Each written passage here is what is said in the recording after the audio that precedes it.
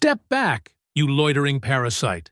This courthouse isn't your stage." Officer Dean Kesler shoved his forearm across Althea Rowe's path, blocking the entrance like he owned the building. His fingers jabbed the folder in her hands, bending the legal papers inside. Lawyers waiting in line slowed, watching as his voice climbed louder. Kessler's hand suddenly lashed out, his palm striking Althea's face so hard her head snapped sideways and the papers burst from her folder, scattering across the granite steps.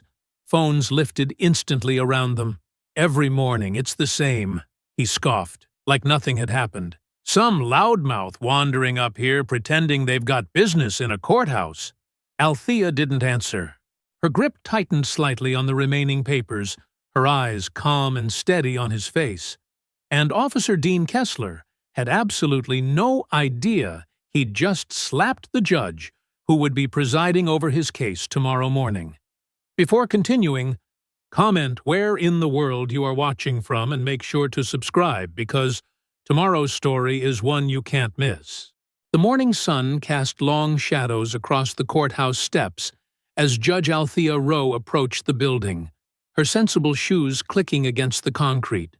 She held her coffee in one hand and tucked a worn leather case file under her arm, blending seamlessly into the stream of suits and briefcases flowing toward the entrance. Her gray blazer and dark slacks were deliberately understated, the kind of practical outfit that wouldn't draw attention. Officer Dean Kesler stood at his post, legs spread wide in an aggressive stance as he scanned the crowd. His eyes narrowed as they landed on Althea, his jaw tightening with barely concealed contempt. She noticed his hand drift to rest on his belt, inches from his weapon, a gesture meant to intimidate. As Althea reached the bottom of the steps, Kesler suddenly moved to block her path. "Hold it right there!" he barked, his voice carrying across the plaza. Several heads turned to watch. "Let's see some ID. You're wandering where you don't belong." The morning bustle quieted slightly as people slowed their pace, sensing the tension in the air. Althea remained still, her expression neutral as she studied Kessler's face. Her eyes flickered briefly to the security cameras mounted above the entrance, their black domes reflecting the morning light. She also noted the phones that had begun to emerge from pockets and purses around them, their cameras pointed in their direction. "I asked you for ID," Kesler said, his voice rising. He took another step closer, invading her personal space. "What's the matter? You deaf or something?" His lips curled into a sneer. "Or maybe you're just too important to follow basic security procedures." Althea maintained her composed stance, even as her mind catalogued every detail. Kessler's badge number clearly visible on his chest, the slight tremor in his right hand, the faint smell of cigarettes on his breath. She could see courthouse regulars in the crowd, attorneys she knew, courthouse staff, all watching with growing concern. "Pretty fancy briefcase for someone who looks like they should be serving the coffee instead of drinking it," Kesler mocked, his voice dripping with disdain.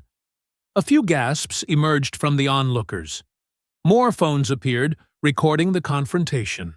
Without warning, Kessler's hand shot out, striking Althea across the face with enough force to snap her head to the side. Her coffee cup fell, dark liquid spreading across the concrete like spilled ink. The crowd collectively inhaled, the sound sharp in the morning air. Althea steadied herself, one hand rising to her stinging cheek. Her other hand kept a firm grip on her case file. She didn't step back, didn't raise her voice, didn't show any sign of fear or anger. Instead, she turned to a nearby courthouse guard, a young man she recognized from previous mornings. "Please call the court administrator," she said, her voice steady and clear.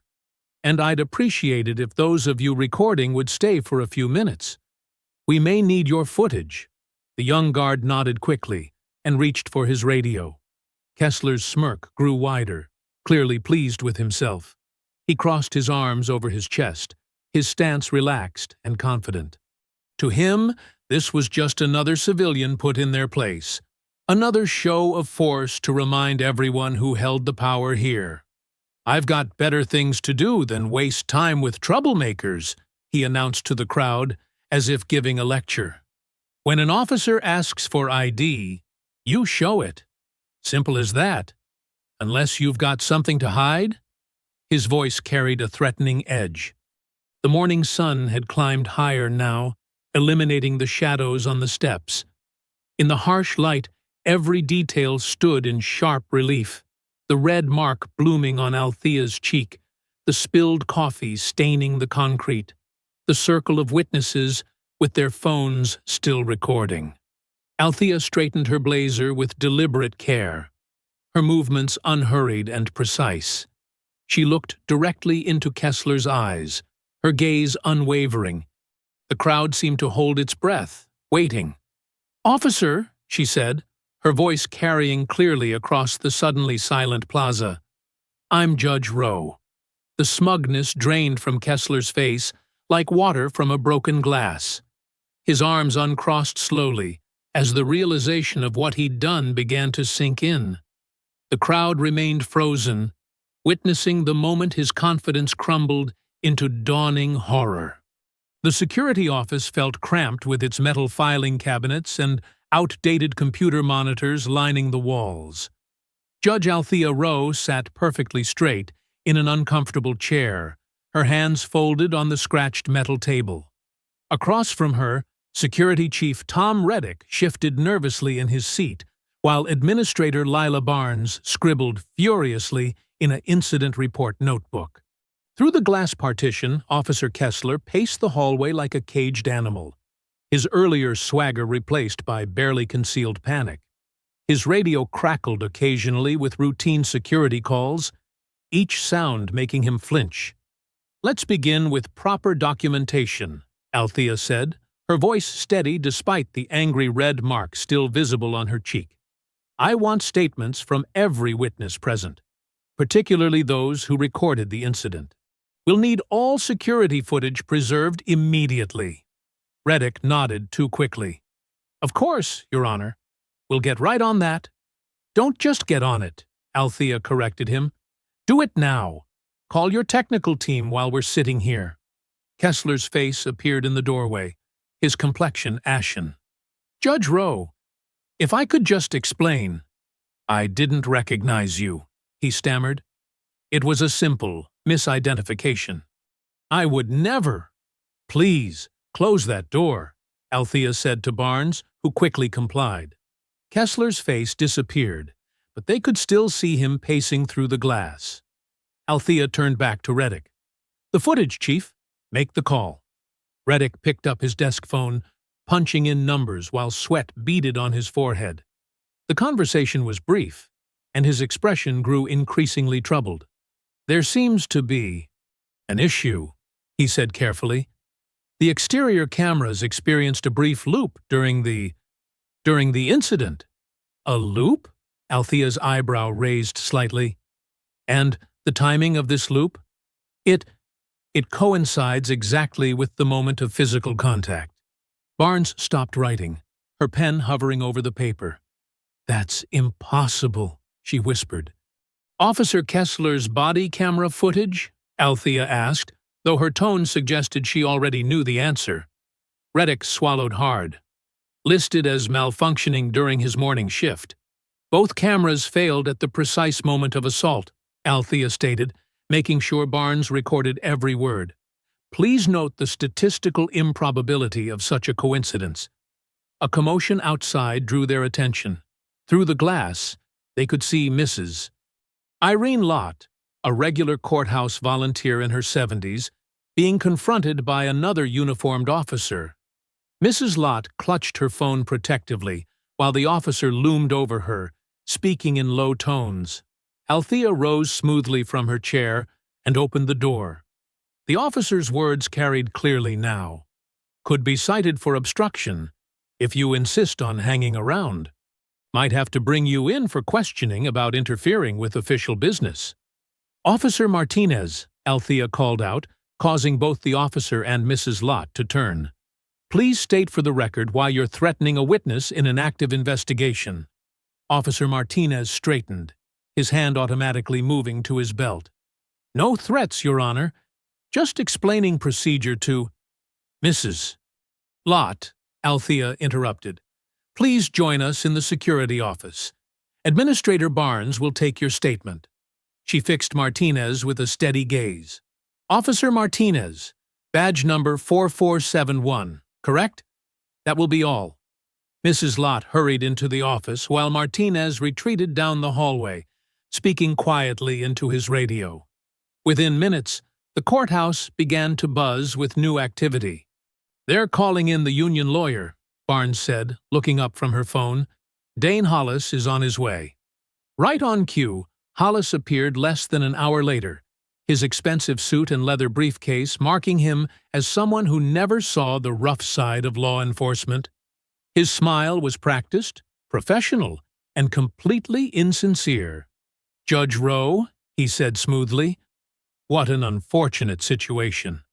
I'm sure we can clear up this confusion quickly." "There is no confusion, Mr. Hollis," Althea replied. "The incident is documented by multiple civilian witnesses." Hollis's smile didn't waver. Witness perception can be tricky. In high-stress situations, people often misinterpret protective actions as aggressive ones. Officer Kesler was simply performing his duty with perhaps a bit too much enthusiasm. "Enthusiasm doesn't explain tampered security footage," Althea noted. "Tampered is a strong word, Your Honor," Hollis countered. "Technical glitches happen. And really, this whole situation stems from a simple misunderstanding. Officer Kesler has an exemplary record." Althea opened her case file, scanning the day's docket. Her eyes stopped on an entry she hadn't noticed earlier. "Disciplinary hearing. Officer Dean Kesler. Excessive force complaint." She looked at the presiding judge's name assigned to the case, Judge Althea Rowe. The security office fell silent as she closed the file. Barnes had stopped writing, her pen frozen mid-word. Reddick stared at his desk phone as if willing it to ring. Through the glass, Kesler stood completely still, watching the scene unfold with growing dread. Hollis's careful smile flickered as he noticed Althea studying the docket, but he quickly recovered. He opened his mouth to speak, but Althea raised her hand slightly, cutting him off before he could begin spinning another narrative about confusion and misunderstandings. Judge Althea Rowe's chambers were bathed in the warm orange glow of late afternoon sunlight, streaming through tall windows. The wood-paneled walls seemed to absorb the light, creating an atmosphere that usually felt comforting. Today, however, the shadows seemed deeper, more ominous. Althea sat behind her desk, Officer Kesler's personnel file spread before her like a puzzle missing crucial pieces. Nia Caldwell, her trusted IT specialist, occupied the chair across from her, laptop balanced on her knees as her fingers moved swiftly across the keyboard. "Something's not adding up," Althea said, holding up a document. 3 excessive force complaints filed in March. All disappeared by April. No hearing records, no dismissal paperwork, just gone. Nia nodded without looking up from her screen. "That's not the only thing that's vanished. I'm checking the internal logs now and—" She stopped abruptly, her brow furrowing. "That's weird. What did you find?" "This morning, about 20 minutes before your incident with Kesler, someone accessed the surveillance system using Administrator Barnes's security credentials." Althea leaned forward. "Barnes was in meetings all morning. I saw her calendar." "Exactly," Nia confirmed, turning her laptop to show Althea the screen. "Look at this access pattern. They didn't just view the feeds. They overwrote specific time segments. It's like they knew exactly what they were looking for. Or what they needed to hide," Althea added, picking up another document. "Here's a disciplinary report from last year, signed by Captain Marcus Weber. But Weber transferred to Seattle 8 months ago. The signature dates don't match up." "No, they don't." Althea spread out more papers. "And here's another oddity. 3 supervisors who signed off on Kesler's positive performance reviews. All of them left the department within weeks of filing these reports. Nia typed rapidly, pulling up more records. Judge, some of these electronic signatures, they're using old authentication codes that should have been deactivated when those supervisors left. A soft knock interrupted their discussion. The door opened slightly, and Marta Velez, one of the senior courthouse clerks, slipped inside. Her usual cheerful demeanor was replaced by obvious anxiety. Her hands were clasped tightly together, and her eyes darted around the room. "Judge Rowe," she said quietly, "I'm sorry to interrupt, but—" She glanced meaningfully at Nia. "Anything you need to say can be said in front of Ms. Caldwell," Althea assured her. "We trust her completely." Marta nodded, then reached into her pocket and withdrew a folded piece of paper. "This needs to be for your eyes only. Please read it when you're alone." Althea took the note, but didn't set it aside. "Marta, you're shaking. What's wrong?" The clerk moved closer to the desk, lowering her voice even further. "Officers have been searching offices after hours. They say they're doing security sweeps, but they're going through files, through computers." "Which officers?" Nia asked, her fingers poised over her keyboard. "Different ones each time. But Officer Kesler, he's always with them." Marta wrapped her arms around herself. "They spent 2 hours in records yesterday. When I came in this morning, files were out of order. Drawers left open." Althea carefully unfolded the note, scanning its contents. Her expression remained neutral, but her grip on the paper tightened slightly. The note detailed the death of Gideon Pike, a government contractor found in his car 3 days ago. The official report called it a heart attack, but the note suggested otherwise. Pike had been investigating police contracts, following a trail of irregular payments and inflated budgets that led straight to the courthouse. "He tried to warn people," Marta whispered. "Pike came to the courthouse last week asking questions about vendor payments and security upgrades. The next day, his access badge was revoked. Then—" She didn't finish the sentence. "These documents Pike was looking for," Althea said carefully. "Do you know what they contained?" Marta shook her head. "But whatever they were, they scared someone.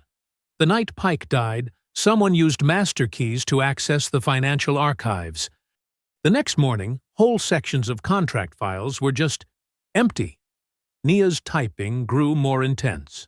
"Judge, I'm seeing unauthorized access attempts in the archives database from that night. Someone tried to purge digital records too, but the backup system caught it. Can you recover what they tried to delete?" "Maybe, but—" Nia hesitated.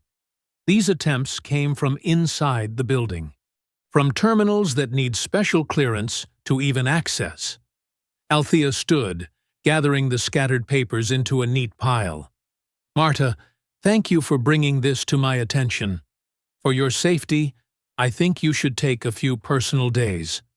"But the quarterly reports can wait," Althea finished firmly. "Go home. Stay there. I'll contact you when it's safe." After Marta left, Nia closed her laptop. "What do you want me to do?" "Start with those backup files. Work from home if you can. Don't let anyone know what you're looking for."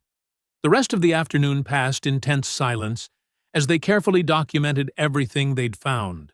When the sun finally set, casting long shadows across the chamber floor, Althea knew it was time to leave. The parking lot was nearly empty when she emerged from the building. Her sensible sedan sat alone under a flickering light, and something about it immediately caught her eye. As she drew closer, she saw it. A black ribbon, tied with precise care to her driver's side mirror. Across the street, a patrol car idled in the shadows. Even through the tinted windows, she could make out Officer Kesler's silhouette, watching her with the patient stillness of a predator. The streetlights cast long shadows through Althea's windows as she stepped into her darkened home. Her hand moved automatically to the alarm panel, fingers tapping in the code while her eyes swept across the familiar space. Nothing seemed disturbed, but the day's events had sharpened her awareness of details. She engaged 3 separate locks on the door, a habit from her days as a civil rights attorney that suddenly felt relevant again. Her case files made a soft thud as she set them on the kitchen table, the sound echoing in the quiet house. The kitchen clock read 9:47 p.m. Althea removed her jacket, draped it over a chair, and reached for the kettle. Tea wouldn't solve anything, but routine offered comfort, and she needed clarity to process everything she'd learned. Her phone buzzed just as she was measuring loose leaves into the strainer. Unknown number. Althea's hand hovered over the device for a moment before answering. "Hello?" Static crackled through the speaker, followed by a voice so digitally distorted it barely sounded human. "Judge Rowe. Smart people know when to let things go." Althea reached for a pen and notepad, her movements deliberate and calm. "Who is this?" "The complaint against Officer Kesler. Drop it. Or you'll lose more than just your career." The voice paused, artificial tones grating against her ear. "Accidents happen to stubborn people." "Is that a threat?" Althea asked, noting the exact time, 9:49 p.m., and the number sequence displayed on her phone. "It's advice. From someone who'd hate to see you end up like Pike." The line went dead. Althea studied her notes, then opened her contacts and scrolled to a number she hadn't used in months. Eli Mercer answered on the 3rd ring. "Judge Rowe?" He sounded surprised. "It's been a while." "I need information about Gideon Pike," she said, skipping pleasantries. "The contractor who died last week." A pause. "Interesting timing. I've been looking into that myself." Papers rustled in the background. "Official report says heart attack. But Pike was training for a marathon. Had a physical 2 weeks ago. Perfect health. What was he working on? Government contracts, mostly. Specifically, a series of massive security upgrades at state facilities." More rustling. Pike noticed something odd about the billing. Companies getting paid 3 times market rate for basic installations. Shell corporations winning bids without proper documentation. Althea moved to her window, keeping to the side of the frame. "Which facilities?" "Courthouses, police stations, anywhere handling sensitive records or evidence." Eli's voice lowered. Pike traced some of these companies back to offshore accounts.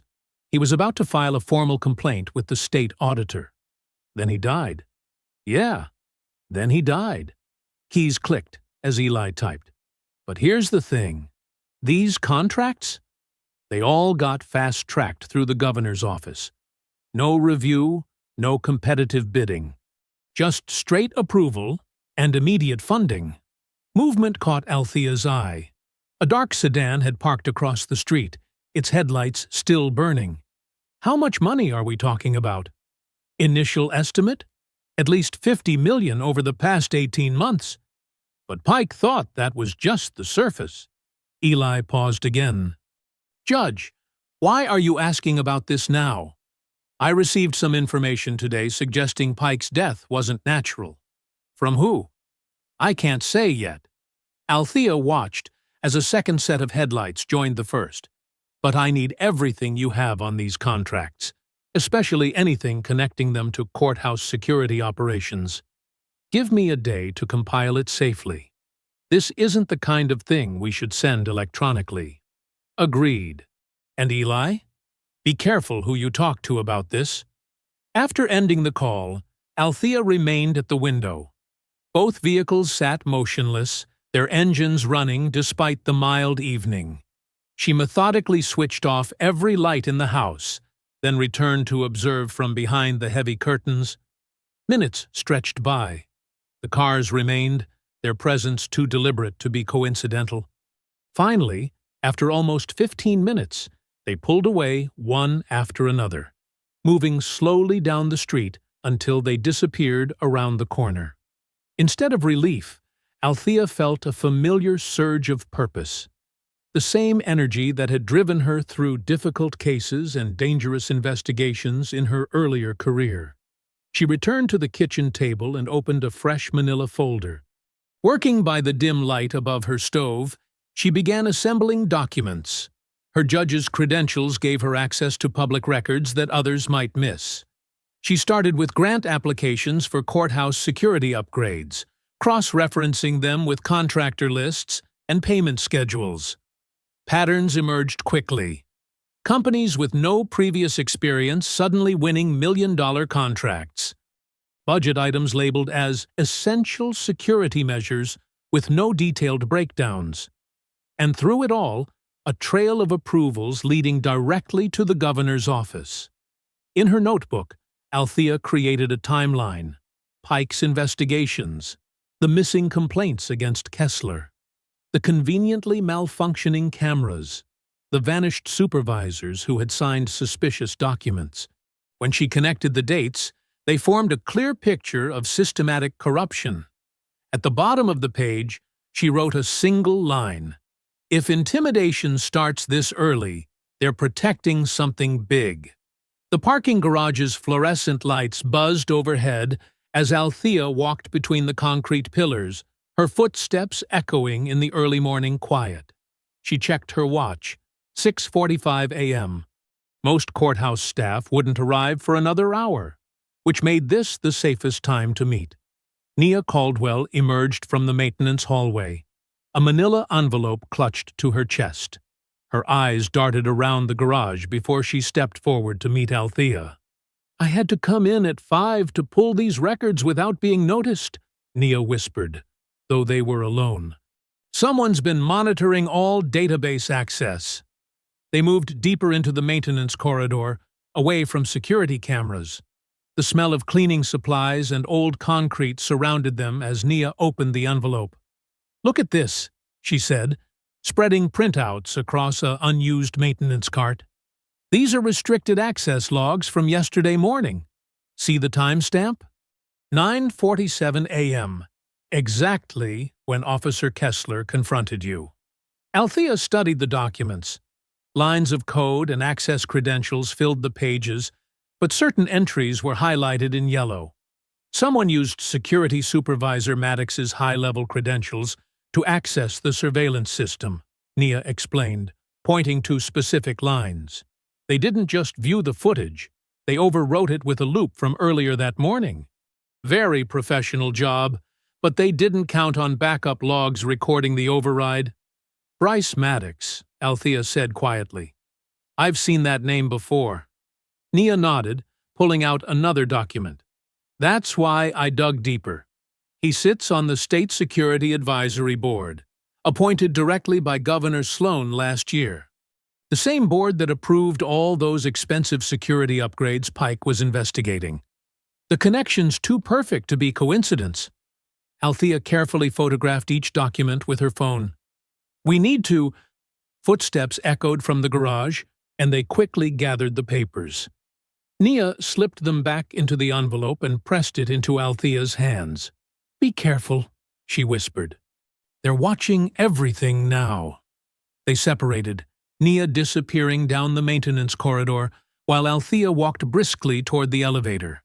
As the doors opened, she tucked the envelope into her briefcase between court calendars and routine motions. The elevator carried her to the 3rd floor, where her courtroom waited. She'd barely stepped into the hallway when a familiar voice called out behind her. "Judge Rowe." Dane Hollis's expensive shoes clicked against the tile as he approached, legal papers already extended. "A moment of your time." Althea turned slowly, noting his perfectly pressed suit and practiced smile. "Mr. Hollis, court doesn't begin for another hour." "This couldn't wait." He thrust the documents forward. "A motion for your immediate recusal from Officer Kesler's disciplinary hearing, along with a formal complaint of professional misconduct." She accepted the papers without reaction, though her mind raced. The speed of the filing confirmed coordination. They'd prepared this response well before yesterday's incident. "The basis for these allegations?" she asked, scanning the first page.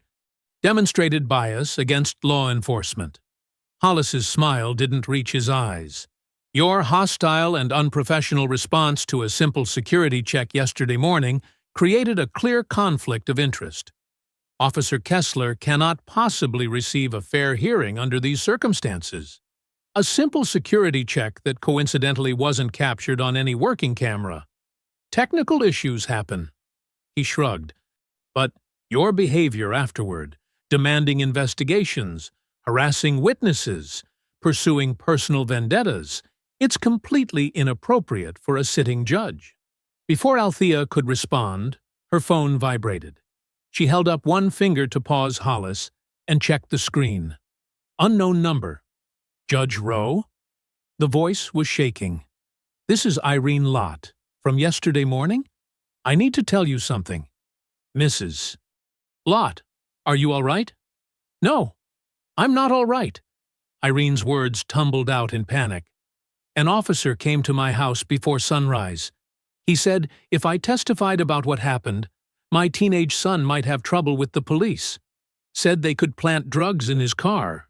Or worse. My husband's out of town, and I don't know what to do. Althea's grip tightened on her phone. Mrs. Lott, are you somewhere safe? I'm at my sister's house. But they knew where I lived, knew about my son's after-school schedule. They're watching us. I want you to stay there. Document everything that happened, including the officer's description. I'll have someone contact you shortly. After ending the call, Althea looked up to find Hollis watching her with calculated interest. Problems? He asked smoothly. Nothing I can't handle. She tucked the phone away and met his gaze. Was there anything else, Mr. Hollis? Just friendly advice. Some battles aren't worth fighting, Your Honor. Everyone has something to lose. The threat hung in the air between them. Althea simply nodded and turned toward her courtroom, leaving him in the hallway. Inside, she found Officer Kesler already seated in the gallery, his uniform pressed and badge gleaming. Their eyes met as she walked to the bench. He wore the same smirk from yesterday morning, confident in his protection. Althea took her seat and activated the courtroom recording system. She looked directly at Kesler as she spoke into the microphone. Let the record reflect that all attempts at witness intimidation, evidence tampering, and obstruction of justice will be fully documented and submitted for investigation. This court will not be deterred by threats or coercion. She paused, her voice carrying clearly through the room.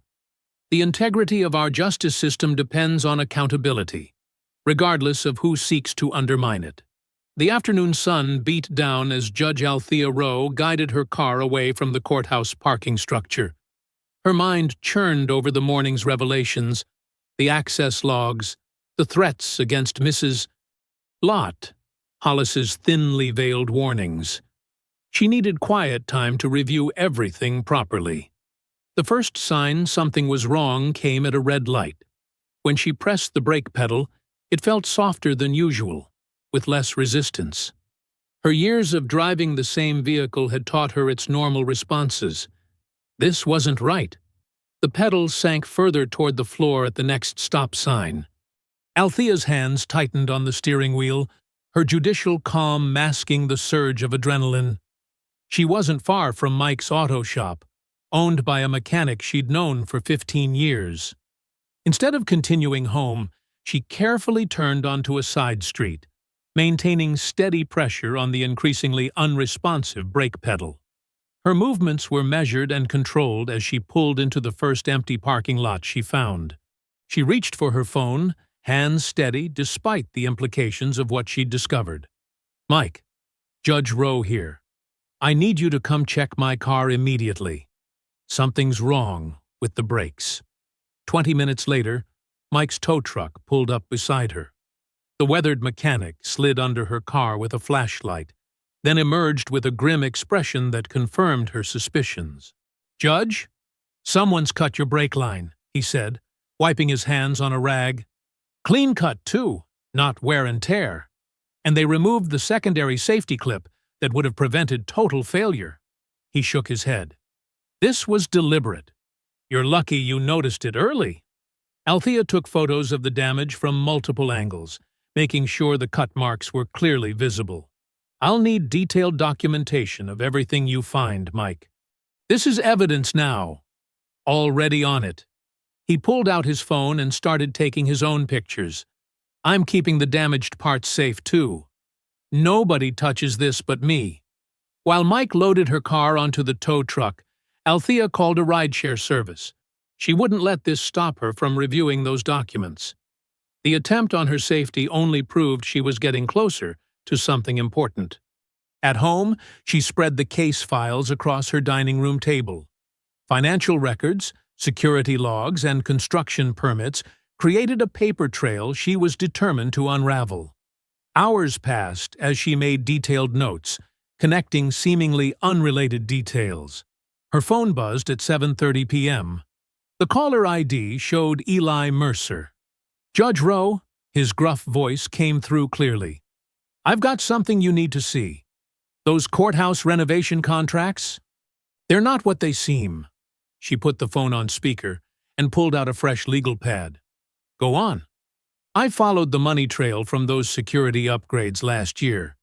The main contractor, Summit Security Solutions, looks legitimate on paper. But they're routing payments through 3 shell companies before the cash lands in accounts connected to a private police training facility.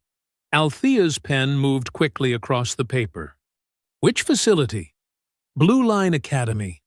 It's registered to a trust managed by retired Captain Marcus Walsh, who just happens to sit on the same security advisory board as your friend Bryce Maddox. She remembered the access logs Nia had shown her that morning. The board that reports to Governor Sloan? Exactly. But here's where it gets interesting. The Academy's providing specialized training services to courthouse security personnel. The invoices are vague, but the amounts are huge. We're talking millions funneled through this setup over the past 2 years. And Officer Kesler? Listed as an instructor at the Academy. He teaches their public space control courses twice a month. Paid very well for it, too. Althea's mind connected the pieces.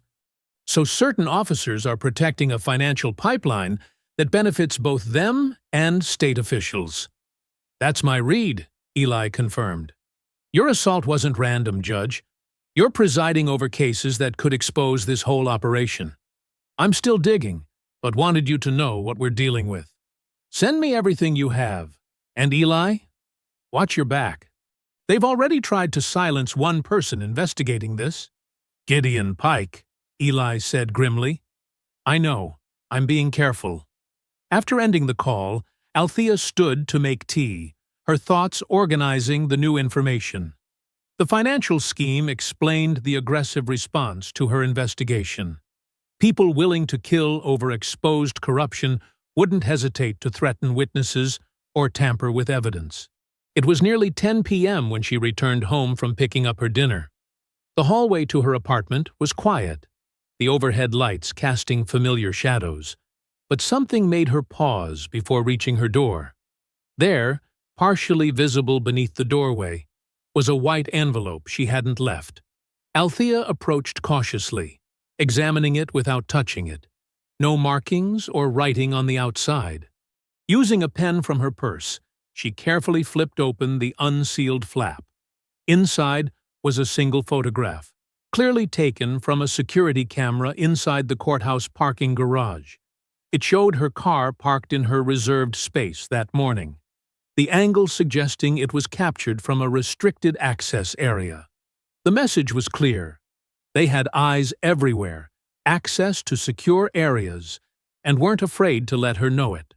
But they'd miscalculated if they thought this would frighten her into backing down. Each threat, each attempt at intimidation, only proved how desperate they were to hide their corruption. Using evidence gloves from her briefcase, Althea carefully placed the envelope and photograph into a clear plastic bag. One more piece of evidence for the growing case file. One more reason to keep pushing until the truth came to light. The dining room table in Althea's apartment had become a war room of sorts, covered with stacks of documents, sticky notes, and legal pads filled with her precise handwriting.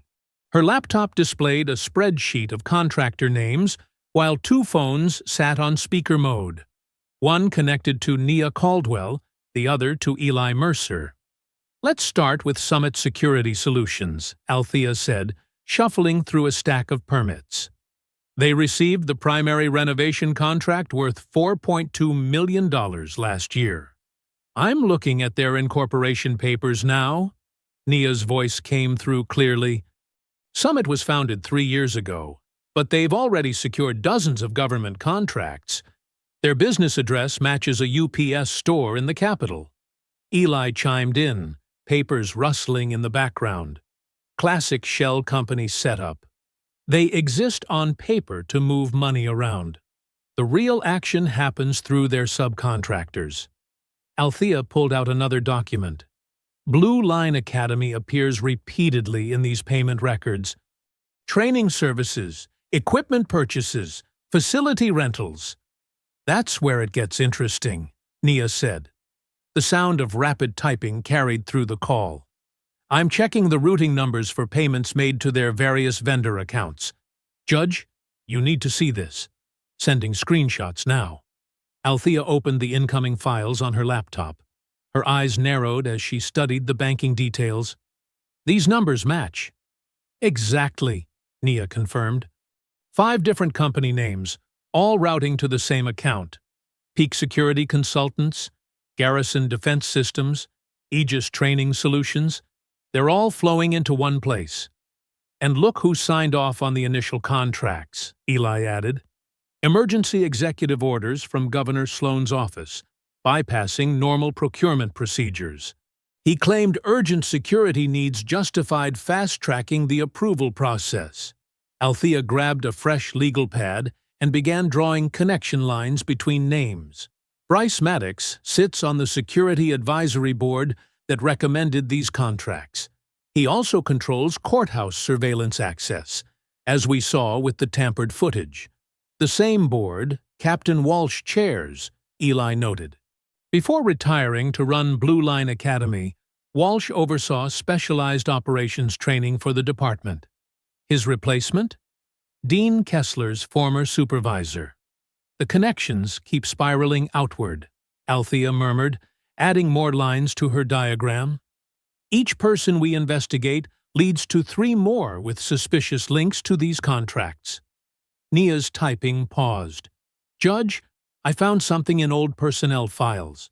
Before Maddox became security supervisor, he worked private security for one of Sloan's campaign donors, the same donor whose construction company later won the bid to renovate the courthouse parking structure. Where the cameras conveniently malfunction whenever they need something to disappear," Eli added darkly. Althea circled several names on her pad. "We have officers like Kesler acting as enforcers, supervisors like Maddox controlling access and evidence, shell companies moving money, and everything pointing back to decisions made in the governor's office. This is bigger than courthouse corruption," Nia said quietly. "They've built an entire shadow system for funneling state funds through law enforcement contracts. And anyone who threatens to expose it ends up silenced," Eli added. "Like Gideon Pike when he started asking questions about the contracts." As if on cue, Althea's personal phone buzzed with an incoming text. The number was blocked, but the message was clear. "You're connecting dots that should stay disconnected. Ask Pike what happens to people who dig too deep." "Oh, wait, you can't. Stop now before someone else joins him." Althea studied the message without changing expression. Her voice remained steady as she read it aloud to Nia and Eli. "They're watching closely enough to know what we're investigating right now," Eli said. "Could be monitoring our calls." "Let them watch," Althea replied. "Each threat confirms we're on the right track." She powered off her phone and set it aside. Pike found something in these contracts that scared them enough to kill him. Something they're still desperate to keep hidden. "The timing fits," Nia observed. Pike's death came 3 days after he submitted public records requests for the emergency contract approvals, and 2 days before the first disbursement was scheduled to Blue Line Academy, Eli added. Whatever he discovered, they couldn't risk letting him expose it. Althea studied her growing diagram of connections. Pike was an experienced investigator. He would have documented everything he found. Those records are still out there somewhere. The courthouse clerk mentioned officers searching offices, Nia recalled. They haven't found what they're looking for yet. Which means we still have a chance to uncover what Pike discovered, Althea said. She turned off her phone completely and set it aside. Whatever got him killed is exactly what we need to expose this entire operation. The morning sun cast long shadows across the courthouse parking lot as Althea stepped out of her car, briefcase in hand. Her eyes immediately caught the dark sedan, a black Ford Fusion, idling 2 rows away, its tinted windows concealing the occupants. The exhaust curled lazily in the cool morning air. She made a point of not looking directly at it, instead checking her phone while mentally noting details. Virginia plates, fairly new model, government-style hubcaps, the kind of unremarkable vehicle favored by surveillance teams. "Morning, Your Honor," called a young attorney hurrying past with an armful of files. Althea nodded in greeting, using the moment to glance back at the sedan. Still running? Still watching?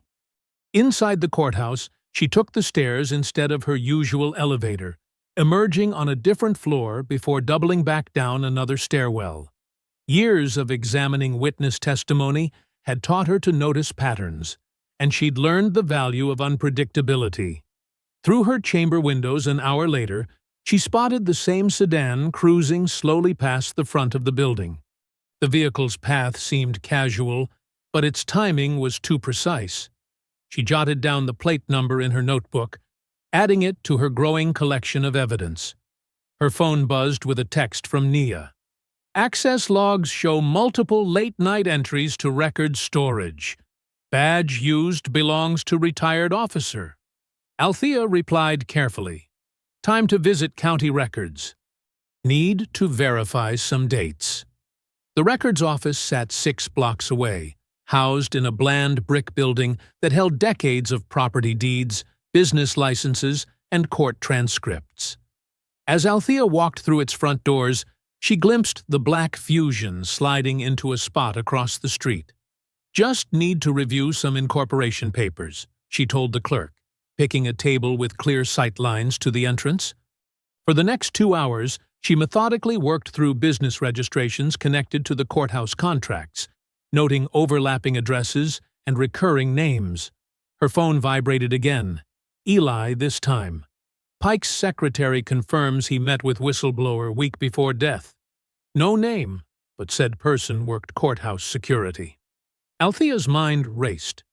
A security insider would have access to contract details, surveillance systems, and daily operations. Someone who saw the whole picture. Someone who reached out to Pike. The secretary at the records office approached her table. "Judge Rowe? There's a gentleman asking if you're still here. Didn't give his name." "Thank you," Althea replied calmly. "I'll be leaving shortly." Through the window, she saw the black sedan still waiting. She gathered her notes unhurriedly, maintaining her usual composed demeanor. The weight of what Pike had uncovered was becoming clearer. Not just corruption, but an entire shadow system using police contracts to funnel money. The kind of scheme that powerful people would kill to protect. Walking back to her car, she heard the sedan's engine start up behind her. In her rearview mirror, she watched it maintain a steady 4-car distance as she turned onto Main Street. Amateur surveillance work. They were being obvious enough to intimidate, but not skilled enough to stay hidden. Althea took a series of random turns through downtown, confirming her tale. The sedan followed each time, dropping back slightly on wider streets but always remaining in sight. Their persistence suggested they wanted her to know she was being watched. Her phone lit up with another message from Nia. "Found something big in contract audit trails. Need secure location to discuss." Instead of responding, Althea made a sudden decision. She swung her car onto Jefferson Avenue. the direct route to police headquarters. In her mirror, she saw the sedan hesitate at the intersection, clearly thrown by her change in direction. The massive concrete building that housed the police department loomed ahead, its parking lot filled with marked and unmarked vehicles. Althea drove straight toward the security gate with deliberate purpose. Behind her, the black Fusion abruptly swerved onto a side street and accelerated away. She allowed herself a small smile as she watched them retreat. Their hasty departure told her two things. They weren't actual police surveillance, and they definitely didn't want their presence documented by the station's security cameras. Althea pulled into a visitor spot and cut her engine, taking a moment to add more notes to her growing file. The sedan's plate number, its movements throughout the day, the timing of its appearance after her discoveries about the contracts. Each detail formed another piece of the larger puzzle. Her phone buzzed one final time. Eli again. Sources say Pike had file ready for FBI before he died. Never made the handoff. She stared at the message, thinking of Pike's final days. He'd gathered enough evidence to justify federal involvement. Found proof of something so damning that certain people chose murder over exposure. And now those same people were watching her build her own case, piece by piece. The surveillance was meant to frighten her into backing down. Instead, it confirmed she was on the right track. Pike had discovered something in those contracts that threatened the entire operation. Something worth killing for. Althea started her car again, ready to meet Nia and examine the audit trails. But first, she had a stop to make. Somewhere in this building, security footage would show a suspicious sedan following a judge's vehicle. One more piece of evidence for her growing collection. The afternoon sun cast her shadow long across the parking lot as she walked toward the police station entrance. Let them watch, she thought. Every move they made brought her closer to the truth Pike died trying to expose. Evening shadows crept across Judge Rowe's chambers as she and Nia hunched over stacks of courthouse records spread across her heavy oak desk. The building had grown quiet, most staff long gone for the day. Only the hum of the air conditioning and occasional footsteps in distant hallways broke the silence. "Look at this, Your Honor," Nia said, her finger tracing down a computerized log. "These evidence submissions from last month, they're marked as standard intake, but the routing codes are different." She pulled up another screen on her laptop, comparing numbers. They went through sealed processing without proper documentation. Althea leaned closer, studying the entries. How many cases are we talking about? At least 7 submissions in the 2 weeks before Pike's death. Nia's fingers flew across the keyboard. All processed through Officer Maddox's credentials, all redirected through non-standard channels. The same Maddox whose access was used to tamper with the security footage. Althea made careful notes, documenting each irregularity. "Can you pull the original submission forms?" "That's the thing. They're missing from the digital archive. I can see they existed because of the audit trail, but the actual documents are gone." Nia's face reflected the blue glow of her screen. Someone's cleaned house. Althea's phone buzzed, Eli Mercer's number lighting up the display. "Mercer, what do you have?" His voice carried urgency. "Judge, there's a situation at 1247 Maple Street. Fire department just got called out. The address belongs to Sandra Torres. She was Pike's contact at the courthouse contractor's office. The one he met with before he died? Same person. She'd been trying to reach me about some financial records, but wouldn't give details over the phone. Said she had physical documents to share." Papers rustled on Eli's end. "Now her car's on fire, and patrol units are blocking access to the whole block." Althea grabbed her coat. "I'm heading there now. Keep monitoring emergency channels." "Be careful," Nia called as Althea strode toward the door. That sedan might still be watching. The streets were mostly empty as Althea drove toward Maple, taking an indirect route out of habit. She killed her headlights a block away from the address, parking behind a row of trees. Orange flames reflected off nearby windows, casting twisted shadows across the pavement. She raised her phone, activating the camera's zoom function. Through the lens, she could see firefighters battling the blaze, consuming what looked like a late-model Toyota. The fire's intensity suggested an accelerant. This was no accident. Police cruisers formed a perimeter, their lights painting the scene in alternating red and blue. Officers kept curious neighbors back, their movements practiced and controlled. Among them stood Dean Kesler, his posture relaxed as he chatted with another officer. He showed none of the urgency normally displayed at an active crime scene. Althea's camera clicked rapidly, capturing Kessler's presence and documenting the timestamps. His casual demeanor felt staged, like he was establishing an alibi by being visibly present. She zoomed in closer, noting how he positioned himself to watch the fire's destruction while maintaining a facade of professional disinterest. The flames devoured the vehicle's interior, ensuring any documents inside would be reduced to ash. Althea thought of Pike's final days, piecing together evidence that got him killed. Now Torres's car was burning, destroying what might have been crucial evidence. The pattern was clear: systematic elimination of anything that could expose the truth. After 30 minutes, the fire began to die down.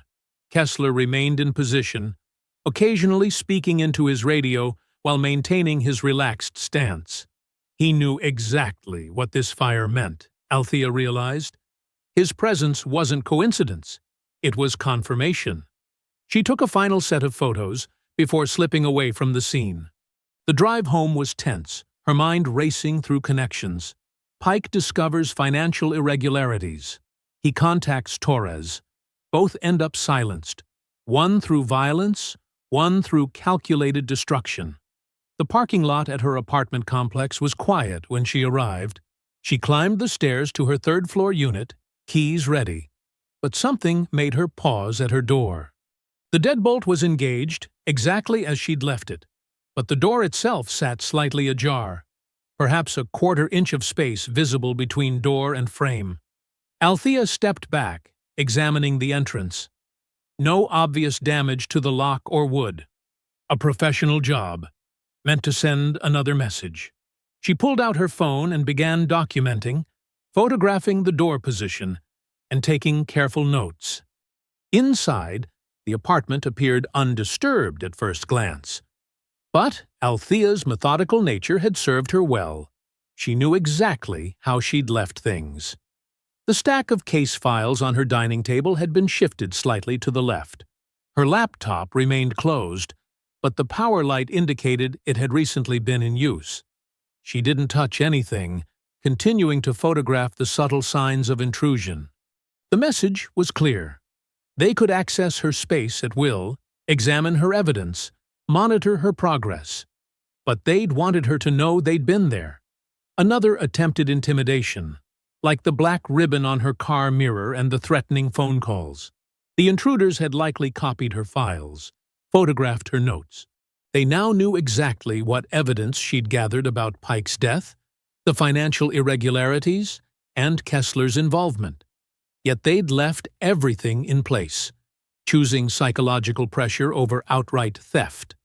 Morning sunlight streamed through the administration office windows, casting long shadows across the polished floor. Administrator Lila Barnes sat rigidly behind her desk, flanked by state investigator Marcus Walsh and union lawyer Dane Hollis. The room felt charged with tension as they waited for Judge Rowe to arrive. Althea entered precisely on time, her expression neutral as she took in the formal arrangement of the room. She noticed how Hollis had positioned himself closest to Barnes's desk, already establishing dominance over the space. "Judge Rowe," Barnes began, her voice carefully measured. "Please, have a seat." Althea settled into the chair directly across from Barnes, maintaining perfect posture. Walsh cleared his throat and pulled out an official-looking document from his briefcase. "Judge Rowe, this is a notice of temporary administrative suspension," Walsh stated, sliding the papers across the desk. Effective immediately, pending review of serious misconduct allegations. Hollis leaned forward, his expensive suit creasing at the shoulders. Multiple complaints have been filed regarding your handling of sensitive matters, particularly concerning law enforcement personnel. I see. Althea's voice remained steady as she examined the document. The allegations seem remarkably non-specific. Could you clarify the exact nature of this alleged misconduct? There are concerns about bias, Barnes replied, avoiding direct eye contact. Questions about your objectivity in cases involving police officers, particularly regarding Officer Kesler's upcoming disciplinary hearing, Hollis added, a slight smirk playing at the corners of his mouth. Given recent interactions, Althea carefully read each page, noting dates and reference numbers. I noticed these complaints were all filed within the last 24 hours. Rather swift coordination. Walsh shifted uncomfortably in his chair. The timing is irrelevant. The allegations are serious enough to warrant immediate action. I'll need complete copies of all supporting documentation, Althea stated, including the original complaints, witness statements, and any evidence cited in these claims. Those materials are still being processed, Hollis interjected smoothly. The important thing is compliance with the suspension order. Interesting that the supporting evidence isn't available, yet the suspension is already prepared and signed. Althea made a note in her portfolio. When can I expect those materials to be provided? Barnes glanced at Hollis before responding. We'll have them sent to your office as soon as they're properly formatted. My office that I'm now suspended from accessing? Althea raised an eyebrow. Perhaps you could send them to my home address, though that seems to have quite a bit of unofficial traffic lately. Hollis's smile tightened. Any suggestion of impropriety in this process will only compound the existing concerns, Judge Rowe. Noting facts isn't suggesting impropriety, Mr. Hollis. It's what judges do. Althea stood, gathering her belongings. I trust you'll have my complete case files and personal materials delivered to my home by end of day? Of course, Barnes replied quickly. Security will escort you to collect any immediate necessities from your chambers. How considerate. Althea moved toward the door, then paused. One more thing. I'd like the names and badge numbers of the officers who processed Ms. Torres's vehicle fire scene last night. For my records. Hollis's face darkened slightly. That incident has no bearing on these proceedings. Everything has bearing, Mr. Hollis. That's why we document it. Althea exited the office, her heels clicking steadily against the tile floor. In the hallway, her phone vibrated. Eli Mercer's name flashed on the screen. She answered immediately, moving to a quiet alcove. Judge, Eli's voice was strained. We've got problems. 2 guys jumped me outside the county records office this morning. They took my phone and laptop. Althea's grip tightened on her phone. Are you hurt? Bruised ribs, split lip. Nothing broken. He coughed roughly. But they knew exactly what they were after. I was reviewing Pike's financial documents when they hit me. Did you get a look at them? Professionals. Moved like trained fighters. One had a tattoo. Looked military. Eli paused. They said to tell you that accidents happen to nosy people. Before Althea could respond, another call beeped through. Nia Caldwell. I have to take this, Eli. Get yourself checked out and lay low. She switched calls. Nia? They searched my apartment last night. Nia's voice shook slightly. Some kind of warrant about electronic evidence tied to courthouse security. They took my personal laptop and external drives. Did they show you the warrant? Flashed it quickly. Signed by Judge Marshall. Nia lowered her voice. But Marshall's been on medical leave for 2 weeks. I checked the logs myself yesterday. Althea processed this information. Are you safe? For now. But Judge, they're trying to erase everything we've found. The financial records, the security logs, Pike's evidence. They're sweeping it all away. Stay somewhere else tonight. Don't tell me where. Althea ended the call and walked to her car, mind racing through the morning's events. Inside the vehicle, she pulled out her recorder and spoke clearly. Timeline note. Less than 48 hours after discovering financial irregularities in courthouse contracts, coordinated actions taken to remove me from the bench, assault a journalist, and seize evidence from court staff. Scale of response indicates something far beyond Officer Kesler's misconduct case. Perpetrators are moving too fast, showing desperation. They're afraid of what we'll find if we keep looking. She tucked the recorder away, watching a patrol car cruise slowly past her parking spot. The escalation was telling. They weren't just protecting a single officer anymore.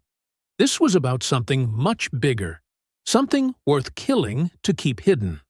The marble walls of Conference Room B muffled the afternoon bustle of the courthouse. Judge Marjorie Keane sat at the polished oak table, her reading glasses perched on her nose as she examined the documents spread before her. Afternoon sun slanted through the Venetian blinds, casting striped shadows across the evidence Althea had methodically arranged. "Start from the beginning," Judge Keane said, her pen poised over a legal pad. "Every detail matters." Althea began with the confrontation on the courthouse steps, describing Officer Kesler's aggressive behavior and the subsequent slap. The security footage disappeared within hours, a convenient loop in the system at the exact moment of assault. Judge Keane's pen moved steadily across the paper. "And the body camera?" "Listed as malfunctioning." Althea pulled out the technical report. "But here's where it gets interesting. The access logs show someone used Security Supervisor Bryce Maddox's credentials to alter the surveillance records." "Maddox?" Keane repeated, making a note. "The same Maddox who sits on the governor's Security Advisory Board?" "Exactly." Althea laid out more documents. After that, the intimidation escalated quickly. A witness, Mrs. Irene Lott, received an early morning visit from officers threatening her family. My clerk discovered unusual patterns in courthouse renovation contracts. Then this appeared under my door. She placed the surveillance photo of her car in the courthouse garage on the table. Judge Keane studied it carefully, her expression grim. The next day, someone tampered with my brake line. Althea produced the mechanic's report and photographs. A clear attempt to stage an accident.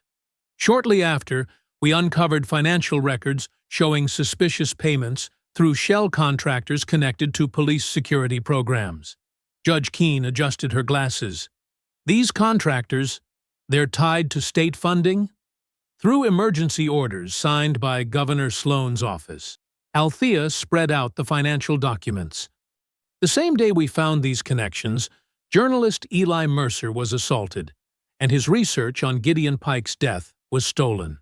"Pike's death," Keane said slowly. "The government contractor who died under suspicious circumstances? He was investigating police contracts and courthouse funding before he died." Althea pulled out more papers. "This morning, they suspended me on vague misconduct allegations. Meanwhile, officers executed a questionable warrant to search my clerk's apartment, signed by Judge Marshall, who's been on medical leave for 2 weeks." Judge Keane leaned back, studying the timeline she'd constructed. "They're moving aggressively to contain something. The question is what?" "The scale of response suggests we're looking at systemic corruption," Althea said. "Money flowing through courthouse renovation contracts, security grants, and law enforcement equipment purchases. Pike found something in those financial records that got him killed." "You need federal intervention," Keane stated firmly. "But we have to do this by the book. One procedural mistake, and they'll bury everything." "I understand," Althea nodded. "I need your word that if I find a legal trigger for federal jurisdiction, you'll help ensure it reaches the right authorities quietly." "You have it." Judge Keane gathered the documents carefully. "But be cautious, Althea. These people have already demonstrated they're willing to kill to protect whatever they're hiding. After the meeting, Althea drove home, taking an indirect route to shake any potential tales. Her house felt empty and exposed, but she forced herself to focus on the task at hand. At her dining room table, she spread out copies of sealed intake records from the courthouse filing system. Hours passed as she methodically reviewed submission procedures, looking for anomalies. Her eyes burned from strain, but she kept working until something caught her attention. An entry filed 3 days before Pike's death. On the surface, it appeared routine, a standard evidence submission for a minor criminal case. But as Althea examined the processing path, she noticed irregularities. The filing had bypassed normal staff review channels through a series of seemingly random technical exceptions. "Too perfect to be random," she muttered, tracing the document's path through the system. Pike had worked as a contractor evaluating courthouse technical systems. He would have known how to exploit procedural loopholes to hide information inside legitimate filings. The timing was too convenient to be coincidence. Althea pulled out a fresh legal pad and began drafting a motion. She would need precise language to justify accessing the sealed submission through proper channels. One mistake would alert the wrong people before she could secure the evidence. Her pen moved steadily across the paper as she constructed the legal framework. Each word was carefully chosen to withstand scrutiny while revealing nothing about her true objective. The motion would appear routine, just another judge requesting access to case materials through standard procedures. Outside, a car door slammed.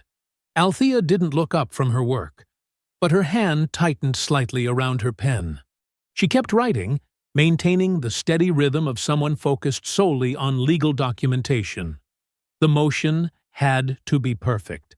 Whatever Pike had hidden in that sealed submission might be the key to exposing everything, if she could access it before they realized what she'd found. Darkness settled over Althea's dining room as she worked beneath the warm glow of her table lamp. Legal volumes lay open across the wooden surface, their pages marked with colored tabs. Her laptop screen cast a blue light across stacks of procedural guidelines and sealed filing regulations. She took another sip of cooling tea, her eyes scanning line after line of courthouse submission protocols. The motion had to be airtight. Any procedural flaw would give Hollis the opening he needed to bury Pike's evidence deeper into the system. Section 47.3, she muttered, turning pages in a worn legal handbook. Sealed submissions require documented judicial cause for review. Her pen moved steadily across the yellow pad as she crafted precise language justifying access to the mysterious filing. The grandfather clock in her hallway struck 9. She'd been working for hours, building a framework of legal citations and precedents. Each paragraph was carefully constructed to appear routine while creating a path to the hidden evidence. Althea reached for a transcript from Pike's previous court appearances. He had testified in several contract disputes involving courthouse technical systems. As she reviewed his statements, a pattern emerged in his responses about legal oaths. "I affirm my duty to preserve and protect."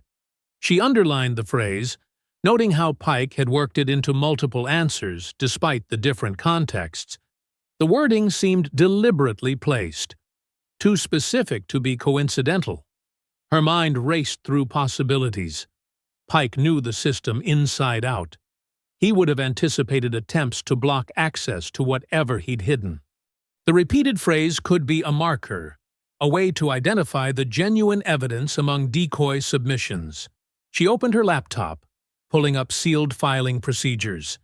If Pike had embedded a coded reference, it would need to satisfy normal documentation requirements while concealing its true purpose. The oath phrase might be the key to recognizing which submission contained the real evidence. A car drove past her house, headlights sweeping across the walls.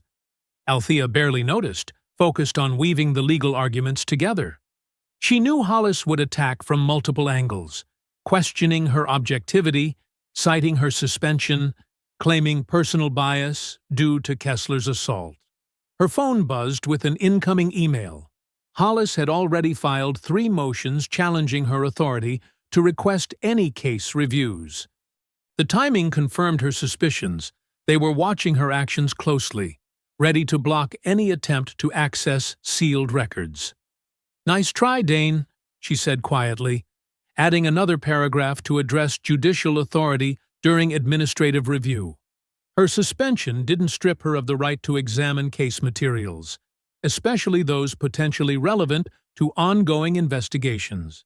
She pulled up Pike's contract evaluation reports, studying his technical assessments of courthouse filing systems. His knowledge of the infrastructure would have shown him exactly how to slip evidence into the records without detection. The question was whether she could construct a legal basis for accessing it without revealing what she suspected.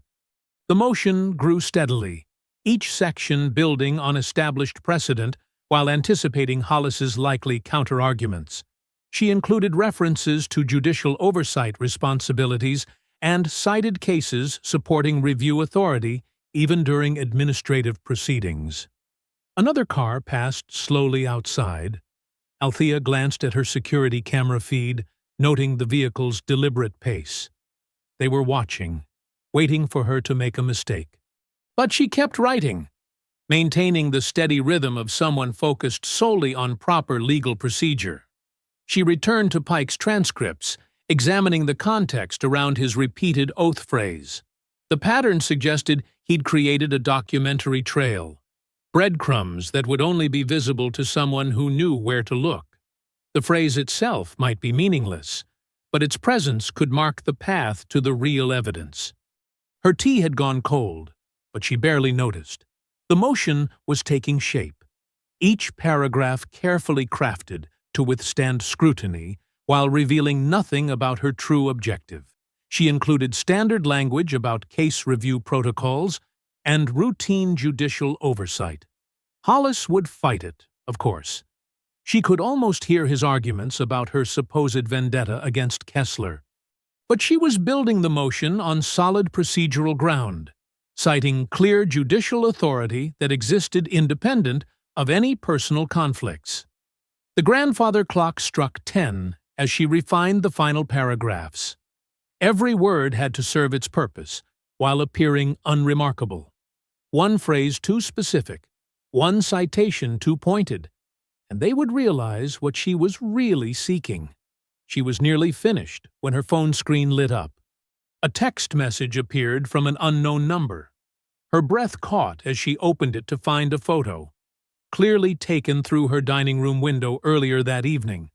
The image showed her at the very table where she now sat, surrounded by legal books and documents.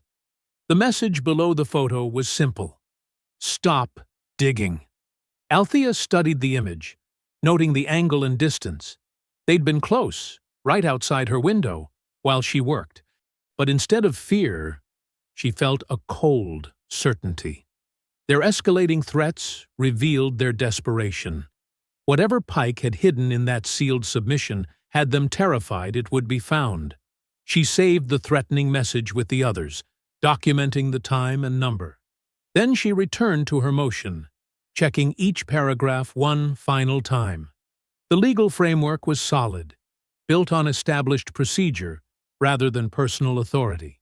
Even Hollis would struggle to dismantle it without raising suspicions about why they fought so hard to block a routine review. Dawn painted the courthouse in pale orange light as Althea approached the concrete side entrance. The early hour meant few people were around, perfect for a discreet meeting. Judge Marjorie Keane stood waiting, her silver hair neatly styled, wearing a dark business suit. Beside her were 2 individuals Althea hadn't met before, a man and woman in conservative suits that practically screamed federal investigators. "Judge Rowe," Keane said warmly, though her expression remained serious. "This is Agent Rivera and Agent Miles from the FBI's Public Corruption Division." Agent Rivera, a woman with sharp eyes and an athletic build, stepped forward first. "We've reviewed your initial report, Your Honor. Very thorough documentation." "Indeed," added Agent Miles, a tall man with close-cropped gray hair. "Particularly the pattern of surveillance, tampering, and witness intimidation." They moved inside to a small conference room where Althea spread out her carefully organized evidence files. The morning light filtered through Venetian blinds, casting striped shadows across the table. "The threats escalated quickly after the assault," Althea explained, showing them the threatening text messages and photographs. "Too quickly for a simple misconduct case. They were clearly protecting something bigger." Agent Rivera studied the financial records linking courthouse contracts to shell companies. "These payment patterns match other cases we've seen involving kickback schemes. The emergency approvals bypassed normal oversight. And here's the vehicle surveillance log," Althea continued, revealing detailed notes about the dark sedan that had followed her. "License plate, times, locations, all documented." Judge Keane examined the records of witness intimidation, her mouth set in a grim line. "Mrs. Lott's statement about the early morning threat is particularly concerning. Classic witness tampering." The door opened quietly, and Nia Caldwell slipped in, carrying a laptop and external drive. Her usual confident demeanor was tempered by clear exhaustion. She'd likely been up all night preparing the data. "I have the system logs you requested, Judge Rowe," Nia said, setting up the computer. "It took some doing, but I recovered the deleted access records." The agents leaned forward as Nia pulled up detailed logs showing activity under Bryce Maddox's security credentials. The timestamps aligned perfectly with the missing surveillance footage from the courthouse entrance. "See here," Nia pointed to specific entries. Maddox's login was used to access the video archive at 9:47 a.m., exactly when the assault occurred. The footage was overwritten with a loop from earlier that morning. Agent Miles took careful notes. "Can you verify these logs haven't been altered?" "Already done," Nia replied, pulling up authentication data. "I preserved the original system timestamps and digital signatures. The manipulation only affected the video files, not the access records themselves." Through the conference room's small window, Althea noticed Officer Dean Kesler strutting through the courthouse plaza. He moved with the same arrogant confidence he'd shown that first morning, clearly believing himself untouchable. His swagger spoke of a man who thought he had powerful protection.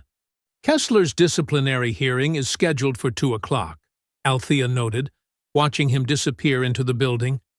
"He seems awfully relaxed for someone facing serious misconduct charges."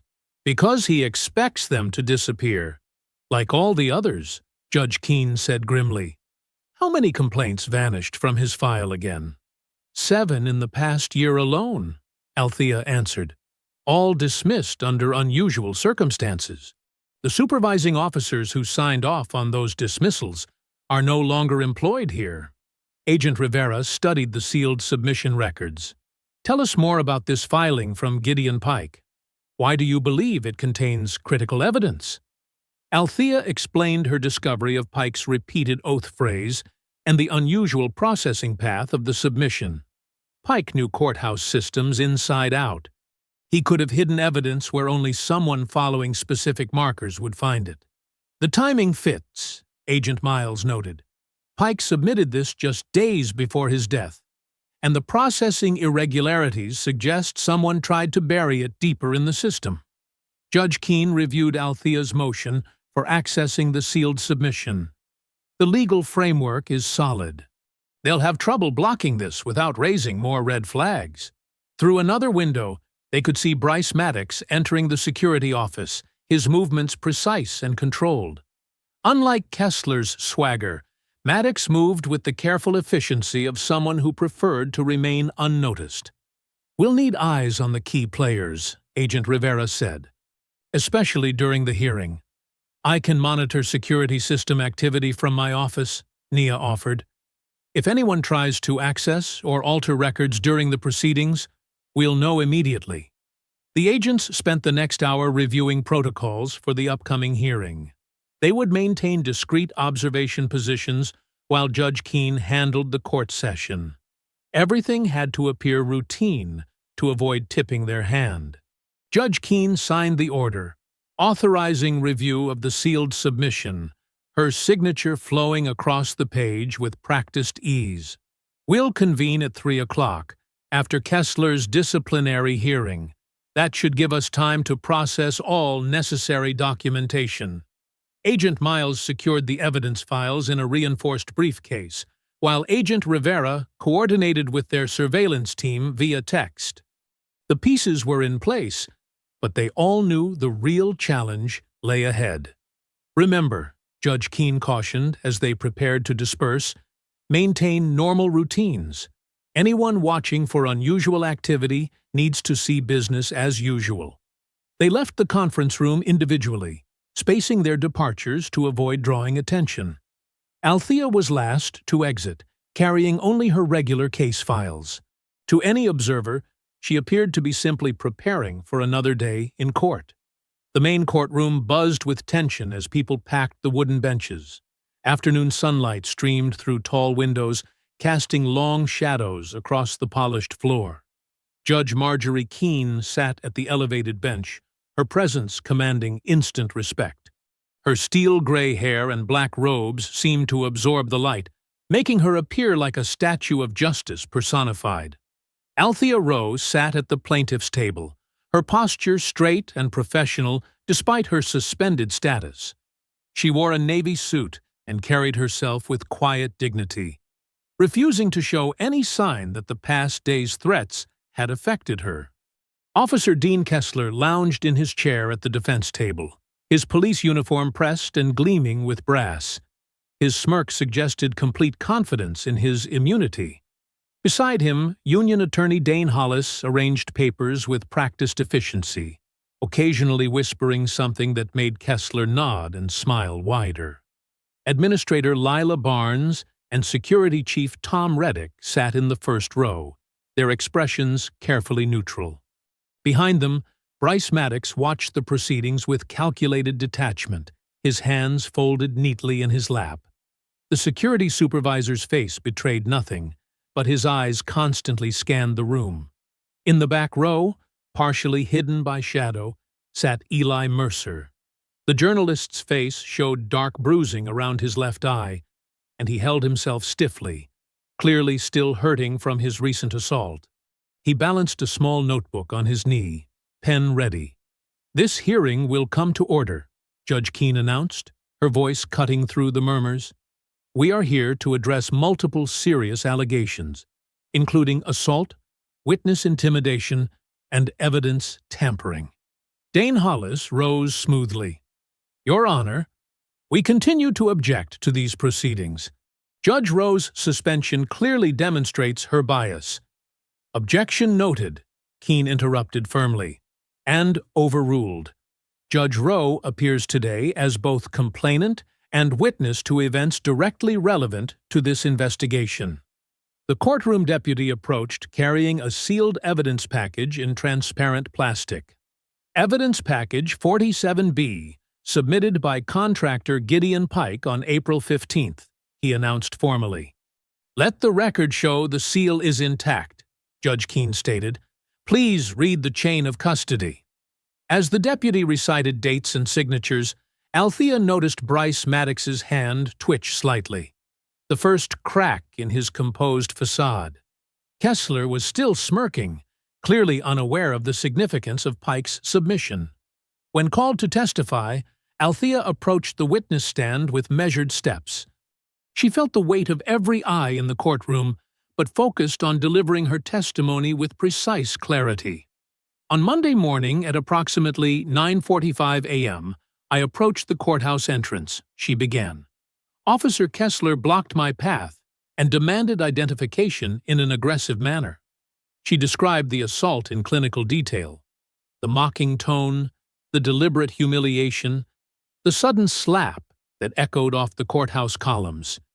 Her voice remained steady as she outlined the subsequent disappearance of surveillance footage and the suspicious access logs Nia had uncovered.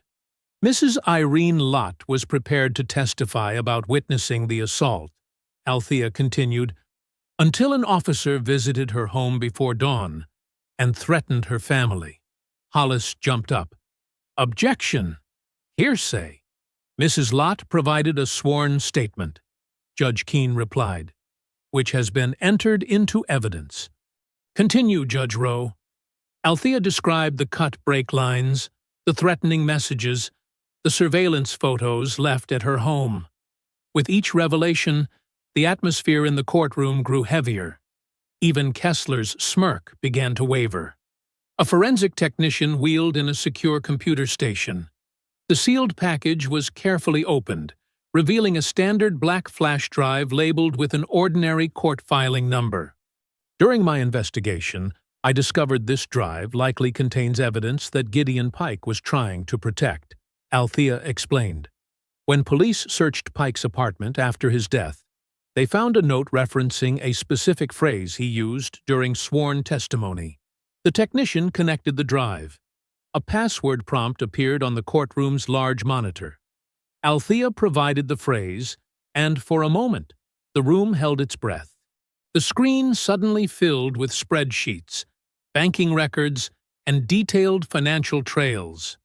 Page after page showed money flowing through shell companies, linking courthouse security contracts directly to political donors and private accounts connected to Governor Sloan's inner circle. Kesler's face drained of color. His chair scraped loudly against the floor as he shoved backward, turning toward the exit. But before he could take 2 steps, the heavy courtroom doors swung open. Agents Rivera and Miles stepped through, badges displayed, handcuffs glinting in the afternoon light. Kesler froze, his escape route blocked, as gasps and exclamations filled the courtroom. Bryce Maddox's carefully maintained composure finally cracked completely, his face showing naked fear as he stared at the damning evidence displayed on the screen. Dane Hollis sat stunned, his legal papers forgotten, while Administrator Barnes pressed her hand to her mouth in shock. In the back row, Eli Mercer wrote furiously in his notebook, documenting every detail of the scene unfolding before him. The courthouse steps baked under the afternoon sun as a crowd gathered, drawn by the sudden arrival of federal vehicles and the buzz of breaking news. Television crews rushed to set up cameras while reporters pressed forward, their microphones extended like probing fingers. The same steps where Officer Kesler had assaulted Judge Rowe now became the stage for his public downfall. The heavy wooden doors burst open. 2 federal agents emerged first, flanking Officer Dean Kesler. His polished brass badge and crisp uniform now seemed like a costume, a facade stripped away by the steel handcuffs binding his wrists. His earlier smirk had vanished, replaced by a sickly pallor as cameras flashed and onlookers pointed. "Is this related to Gideon Pike's death?" a reporter shouted. Kesler kept his head down, shoulders hunched, as the agents guided him toward a waiting federal vehicle. His boots scraped against the same concrete where he'd stood guard so many mornings, intimidating countless civilians who never knew his true role in the corruption. Behind him came Bryce Maddox, also in handcuffs.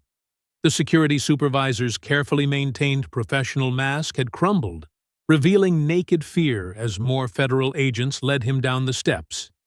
His eyes darted between the cameras and the growing crowd, perhaps realizing how many people were witnessing the exposure of his schemes.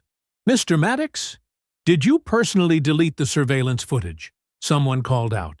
He flinched at the question but said nothing as agents helped him into a separate vehicle. More officials emerged from the courthouse, carrying boxes of documents and computer equipment seized from security offices and administrative storage rooms. Eli Mercer stood among the press corps, his bruised face evident as he recorded everything on his phone.